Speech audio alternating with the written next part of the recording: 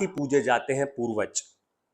आदिवासी धर्म में पूजने के लिए मूर्तियां नहीं होती, ना ही प्रार्थना के लिए मस्जिद या गिरजाघर होते हैं। यहाँ ना मठ है ना मठाधीश, यहाँ पेड़ों के नीचे प्रकृति की भक्ति की जाती है। ये कोई भटके हुए लोग नहीं हैं, ये वो लोग हैं जिन्होंने देवता नहीं बनाए, क्योंकि उनके लिए धरती ही माँ है, पानी ही जीवन है और पूर्वज ही मसीहा, जो इंसानों से अलग नहीं है। आदिवासी धर्म मानता है कि ये पूरी दुनिया जल, अग्नि, वायु और धरती, इन चार तत्वों से मिलकर बनी है, इसीलिए इन्हें ही पूजा जाता है। प्रकृति के तौर पर इन्हें ही सर्वोच्च शक्ति माना जाता है।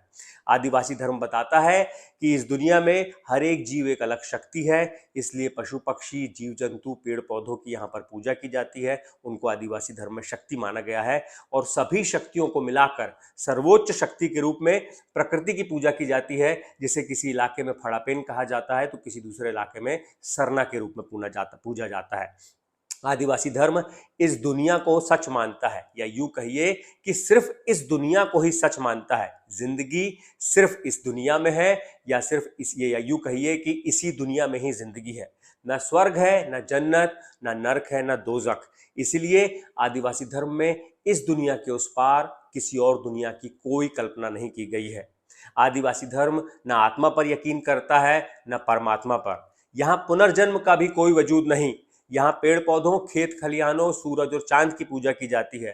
पूर्वजों को भी परिवार का एक हिस्सा माना जाता है, इसलिए रोजाना खाने से पहले एक हिस्सा उनके नाम से खाने का अलग किया जाता है। आदिवासी धर्म बताता है कि इंसानी जिंदगी का मकसद मोक्ष या मुक्ति पाना नहीं, बल्कि दूसरों की सेवा करना है।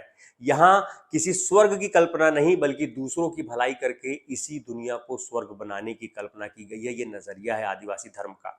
आदिवासी धर्म मानता है कि इंसान को सुख और शांति चाहिए तो वो सिर्फ और सिर्फ दूसरों की सेवा करने से ही मिल सकती है, दूसरों की भलाई करने से ही मिल सकती है। सुख शांति के लिए कोई और दूसरा रास्ता नहीं।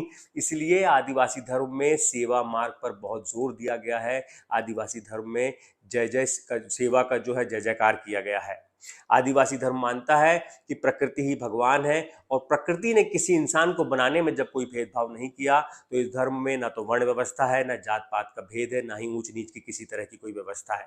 यहाँ महिलाओं को भी पुरुषों के बराबर माना जाता है। आदिवासी धर्म में कट्टरता की कोई जगह नहीं, यहाँ सिर्फ उदारता है और सिर्फ उदारता ही है। आदिवासी धर्म एक प्राकृतिक धर्म है। प्राकृतिक मतलब जो जैसा है, जिसको प्रकृति ने बनाया है उसको उसी तरीके से स्वीकार किया जाता है। यहाँ किसी और से कुछ और होने या कुछ और करने की उम्मीद नहीं की जाती है। आदिवासी धर्म की मान्यताएं और परंपराएं किसी किताबों में नहीं लिखी हैं, बल्कि सैकड़ों वर्षों